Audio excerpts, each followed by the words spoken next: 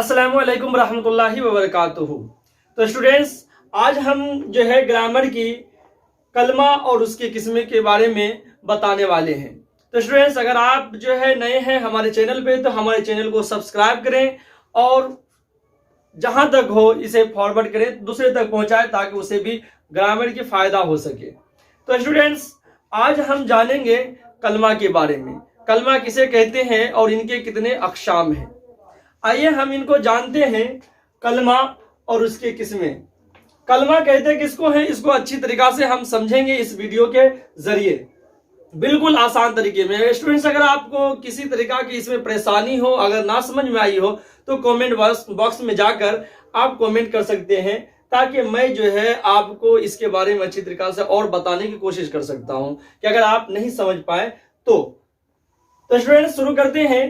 कलमा किसे कहते हैं? कलमा कहते हैं तन्हा और बामाने लफ्ज को कलमा कहते हैं। तन्हा माने क्या होता है? तन्हा यानी अकेला, यानी वैसा लफ्ज जो अकेला हो, और बामाने हो, बामाने यानी मानेदार लफ्ज हो, यानी वैसे लफ्ज जो अकेला हो और उसके माने हमें अच्छी तरीका से समझ में आए, तो ऐसे चीज को हम कलमा कहेंगे, यानी वैसे लफ्ज को हम कलमा कहेंगे।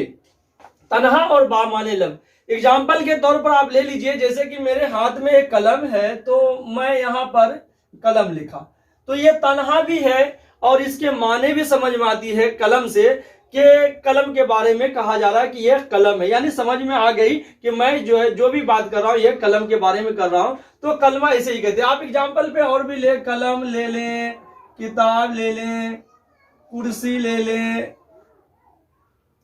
चाकू ले लें, इस तरह का आप जो है बहुत सारे अल्फाज ले सकते हैं जो कि तन्हा हो और बामाने लफ्ज हो।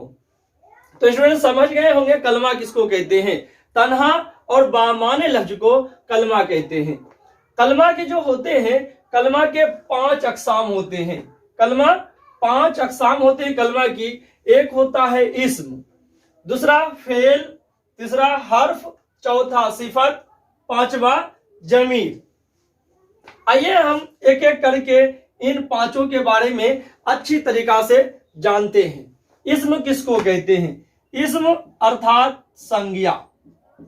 इस्म संज्ञा को कहते हैं, इसको अंग्रेजी में नाउन भी कह सकते हैं। जिस लफ्ज से किसी शख्स, जगह, जानवर या चीज का नाम पता चले उसे इस्म कहते हैं। यानी इस्म के बारे में कहा गया कि इस्म वैसा लफ्ज होता है जो किसी जगह हो, आदमी हो, जानवर हो, किसी के बारे में अगर पता चले तो उसको हम इस्म कहेंगे।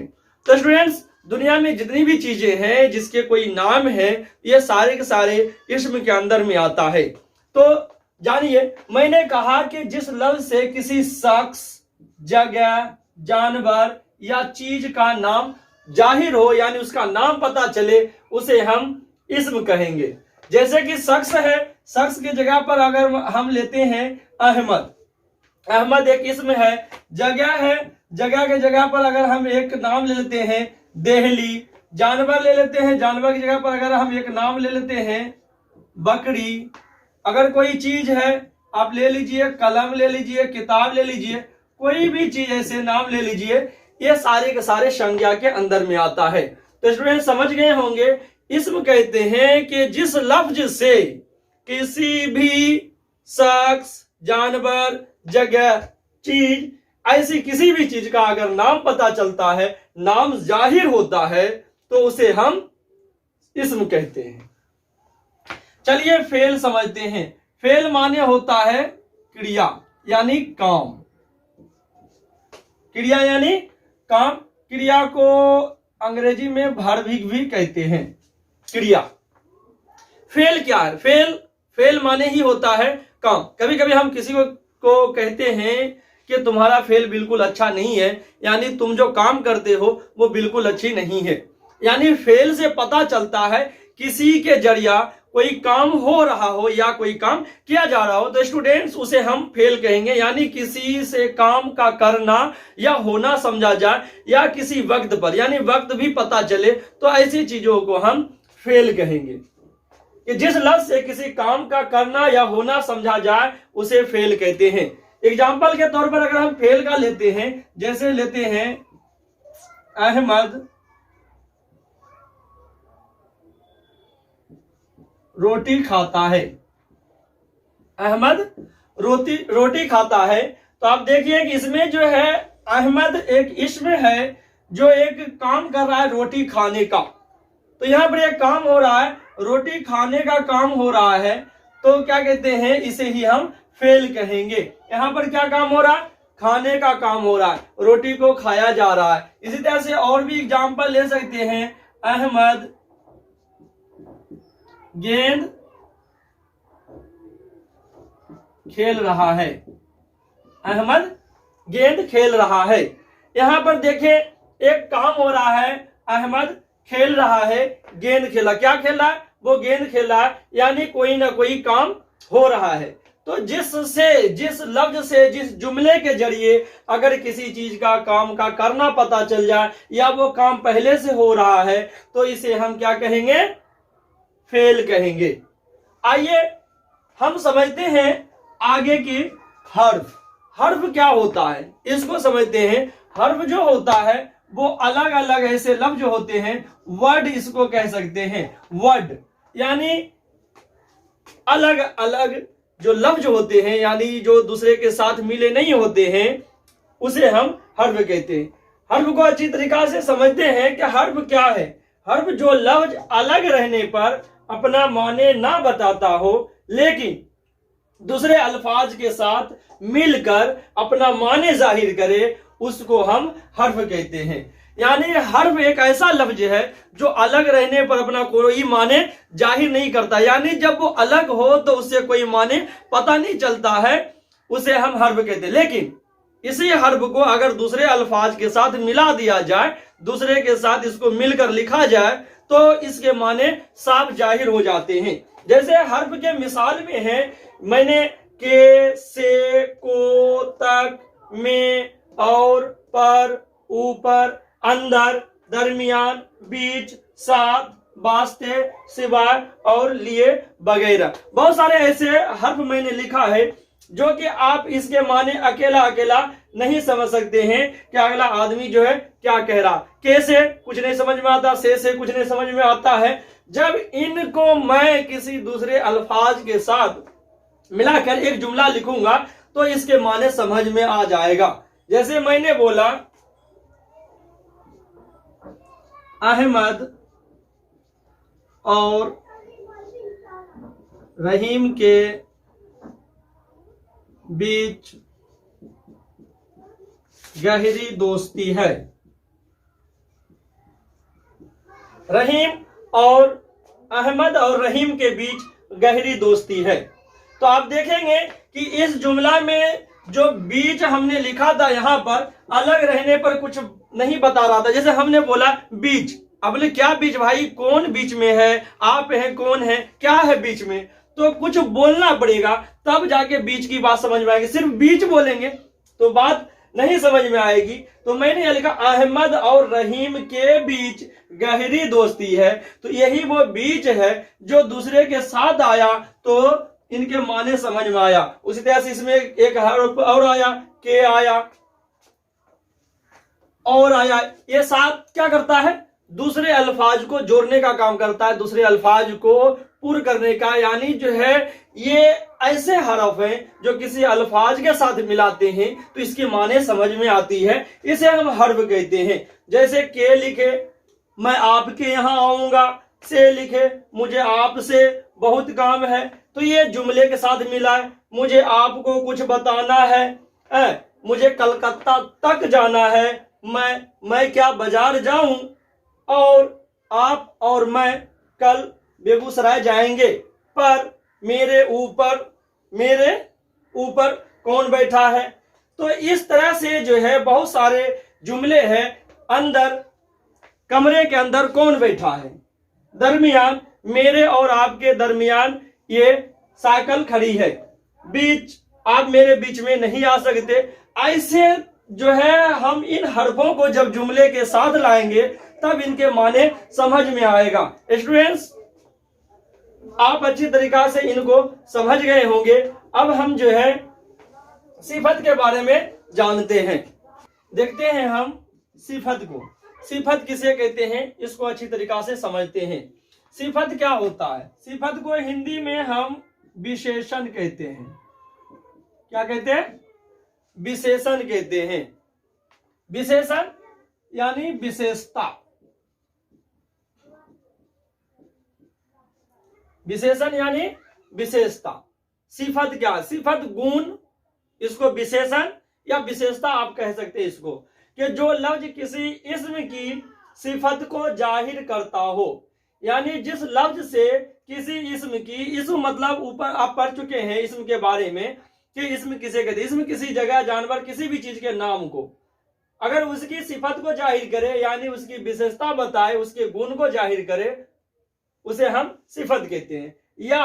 यानी उसकी अच्छाई या बुराई या उसके किसी वस्फ को बताता हो, वस्फ को यानी उनके किसी भी गुण को बताता हो, उसको हम क्या कहेंगे? सिफत कहेंगे।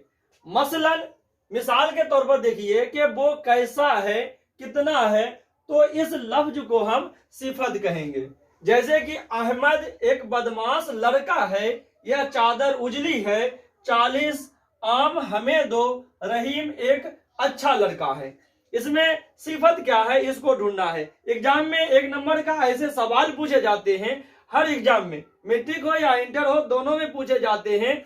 उनमें से एक जुमला दिया जाता है, उनसे बीच से इनको हमको निकालना पड़ता है। सिफत को, जमीर को, इसी तरह से बहुत सारी चीजों को हमको बीच से निकालना पड़ता है। मिसाल के तौर पर जैसे दिया कि अहमद एक बदमाश लड़का है, तो इसमें आप देखें कि सिफत जो होता है किसी भी इस्म की खासियत यानी खूबी, उसकी अच्छाई या बुराई को बताता है। तो अहमद हो गया इस्म, और इस्म की सिफत क्या हो गया? बदमाश। अहमद बदमाश लड़का है। अगर इसमें से हमको सिफत निकालना पड़ जाए कि सिफत क्या है, तो कौन से होंगे? अहमद बदमाश लड़का है। अहमद के बारे में बताया जा रहा है कि अहमद कैसा है? बदमाश है। तो अहमद जो है बदमाश है, तो इसकी सिफत हो गया बदमाश। उसी तरह से एक और जुमला है, यह चादर उजली है। चादर है इस्म, चादर क्या है? इस्म है, और अहमद जो उजली जो है, ये इसकी क्या हो जाएगी? सिफत हो जाएगी। तो इसकी उजली क्या है? सिफत है। चादर कैसी है? उजली है। तो चादर की खुसूसियत, खास अच्छाई, बुराई, इसकी खूबी को बताया जा रहा है। तो चादर उजली है, तो उजली क्या हो जाएगा? इनकी सिफत हो जाएगी। उसी तरह से कहा 40 आम हमें दे दो। आम इसमें जो है इस्म है, और इनसे पहले जो है सिफत का इस्तेमाल किया गया है कि इसकी गिनती भी जाहिर हो, रंग भी जाहिर हो कि वो कैसा है, कितना है। तो ये सारे जो है सिफत के जुमरे में आएगा। कहा 40 आम हमें दो, तो 40 क्या हो गया? आम की सिफत हो गया कि आम कितनी है, तो आम 40 है। तो 40 जो है वो हो जाएगा क्या? सिफत। अगला जुमला है, रहीम एक अच्छा लड़का है।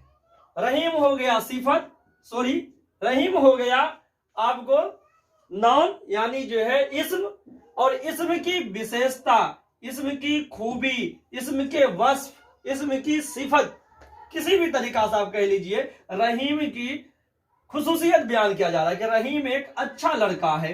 तो रहीम कैसा है? तो पूछा जाए कि रहीम कैसा है, तो रहीम अच्छा है। अब इस तरह से जुमले को करके देखें, आपकी जो है सिफत निकल जाएगा। जैसे अहमद एक बदमाश लड़का, अहमद कैसा लड़का है? अहमद बदमाश लड़का, तो बदमाश इसकी क्या हो जाएगा? सिफत हो जाएगा। यह चादर उजली है, चादर कैसी है? चादर उजली है, तो उजली क्या हो जाएगा? इसकी सिफत हो जाएगा। 40 आम हमें दे दो, कितने आम दे दो? 40 दे दो, तो 40 क्या हो जाएगा? आम की सिफत हो जाएगा। रहीम एक अच्छा लड़का है, रहीम कैसा लड़का है? तो रहीम अच्छा लड़का है। तो ये जो अच्छा जो है यही इसकी सिफत है। आप किसी भी तरीका से जो है कोई भी जुमला हो, इस तरीका से आप उसके गुण को आप निकाल सकते हैं। चलिए आगे देखते हैं जमीर के बारे में। जमीर क्या होता है? जमीर को हिंदी में हम सर्वनाम कहते हैं। क्या कहते हैं, सर्वनाम।